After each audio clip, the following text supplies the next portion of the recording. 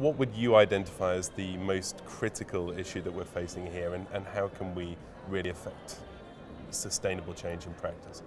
I think that the critical issues, and you hear that very much when you talk to people here, both Red Cross, Red Crescent, but also state government, is the fact that there is a gap growing between, in fact, the humanitarian needs of the people around the world and the ability for all of us to respond to that. And the worrying factor is this growing gap.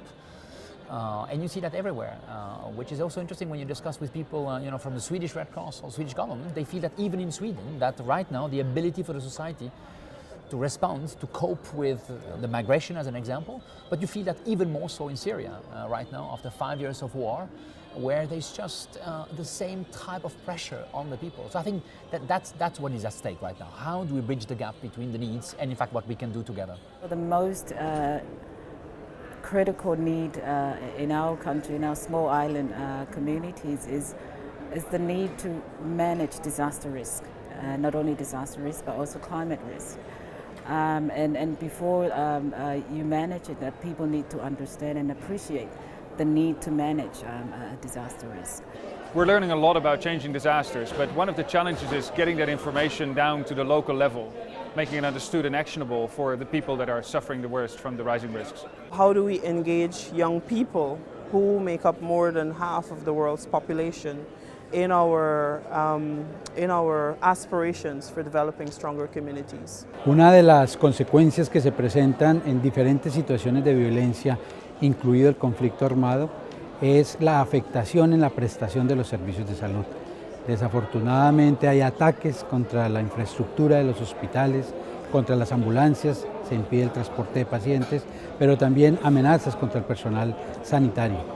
En Colombia, la Cruz Roja Colombiana, con el Comité Internacional de la Cruz Roja y el Ministerio de Salud, han venido desarrollando una campaña a nivel nacional y a nivel comunitario para garantizar y mejorar el acceso a los servicios de salud de toda la comunidad y para buscar que los actores del conflicto armado y los actores que se generan violencia permitan y respeten las misiones médicas. Non-communicable diseases. This is a worldwide problem. A few decades ago, or 20 years ago, this was not much of an issue for the ICRC. Working in conflict environments, we focused on the war wounded, on amputees, even on primary healthcare. But these days, one of our main operations is Syria, Iraq. There's tens of thousands of people with diabetes, with very difficult access to health. So we need to develop that expertise. We don't have it, but do we need to develop it? Or how about we team up with, in this case, Novartis, who have the expertise, and we develop projects with them, and that is what we're doing. For the natural disaster, we have to have a regional and global cooperation, because it's not our fault that the carbon emission is in the European world. We are getting the effect. We are the sufferer.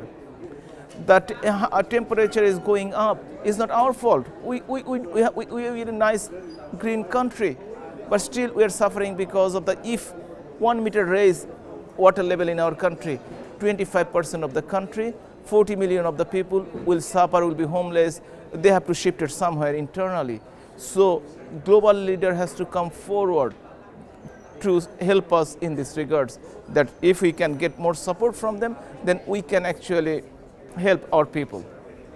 I've made the point that it's much better to act in advance of a disaster, to try and minimise the hazard, the risk. This strategy brings together free market economists who want to save money in public expenditure and humanitarians. The case is literally irrefutable. Invest in advance, save lives, and save public expenditure and taxpayers' dollars. But this is going to involve a real shift in government policy, something we can measure and identify.